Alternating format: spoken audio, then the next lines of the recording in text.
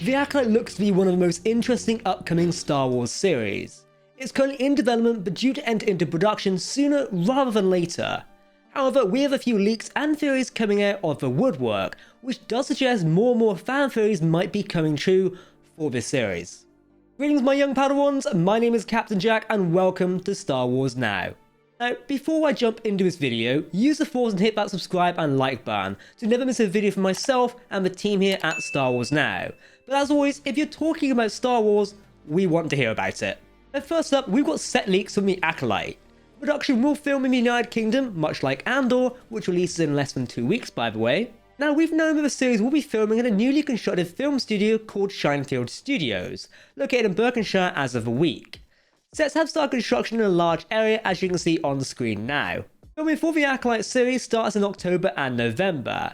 However, this does align with the planning permission submitted for the large set, which is sort of a field behind the studios. I do expect as we get closer to the filming date, we'll start to see more and more developments from the film studio, especially as the set takes up a larger area. But do we know what this set is for? Well, with the other leaks, we might have a rough idea of what it could be used for in the series. Before we get into the production leaks themselves, it's worth talking about the reliability of the source behind them. The leaker known as Ahsoka started posting various Star Wars leaks over the last couple of months.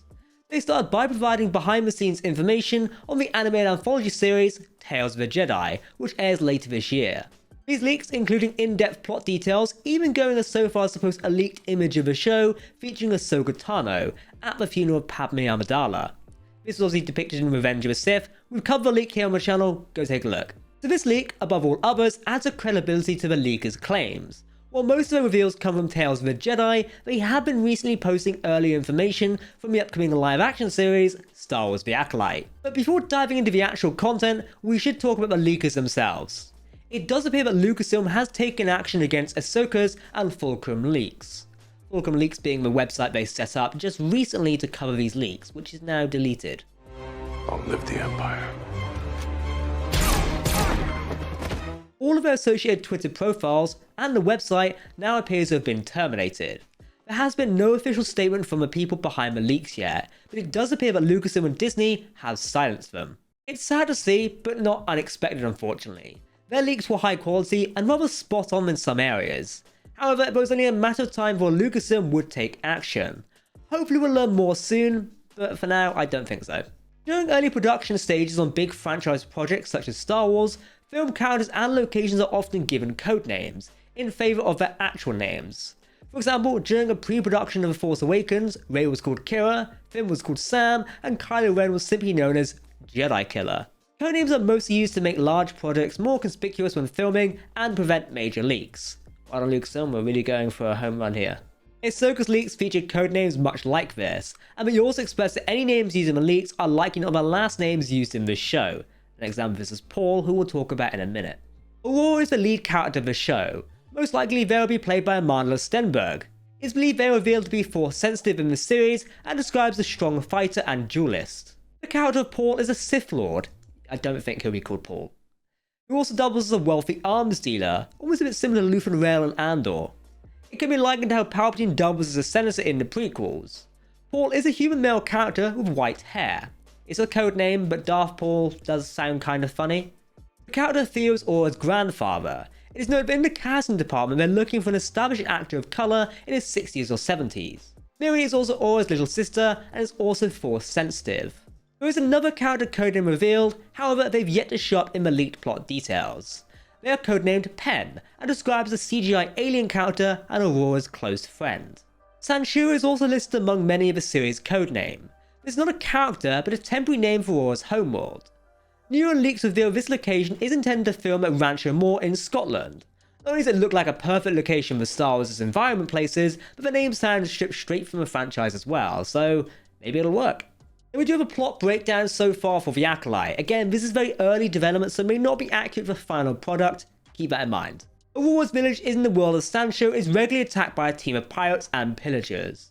The Jedi arrive to keep the pirates at bay, and we discover Aurora and her little sister Miri are force sensitive. They do decide that Aurora is too old to be trained. However, Miri is taken away to become a Jedi youngling. Not long after the Jedi leave, a human arms dealer named Paul shows up and sells them weapons to the town. They can protect themselves from future alien attacks. While there, the pirates return to raid the town again, and Paul helps the villagers fight back. However, the village is mostly destroyed in the battle, and Aurora's grandfather, Penn, is killed, causing Aurora to fall in a state of rage, which gives her more power. She leaves the village to hunt down the remaining pirates. Therefore, she slaughters them and returns to the burning village. The Jedi do show up again in the series, but are too late to help. Aurora asks to be reunited with her sister, but the Jedi deny the request. Paul convinces Aurora to kill the Jedi and take their lightsabers, which she actually does. Already this is sounding like a badass series. Now afterwards, Paul reveals himself as part of a Sith dark side cult. The show follows Aurora as they join a team of dark side acolytes to get Miri back from the Jedi. Those acolytes partake in missions to kill each other off one by one, similar to how Ventress trained Savage Opress in the Night Brothers in Season 3 of the Clone Wars. The last acolyte standing becomes the new Sith apprentice. This information is believed only to cover the first 2 or 3 episodes of the series. Reveals past this point are much vaguer, such as the acolytes are beginning to travel the galaxy looking for Sith temples and relics from a bygone era. In one of the most recent reveals from Ahsoka's, they claim that the planet Scipio would appear in the series. This planet first appeared on screen in Season 6 of the Clone Wars. Scipio is the homeworld of the Banking Clan and the Mun species, but what does this mean for the show itself? Well, we know that the show is a prequel to the Phantom Menace, set in the High Republic era. We also know it will focus on the dark side Force users and likely the Sith themselves, so why is Scipio so important as a planet?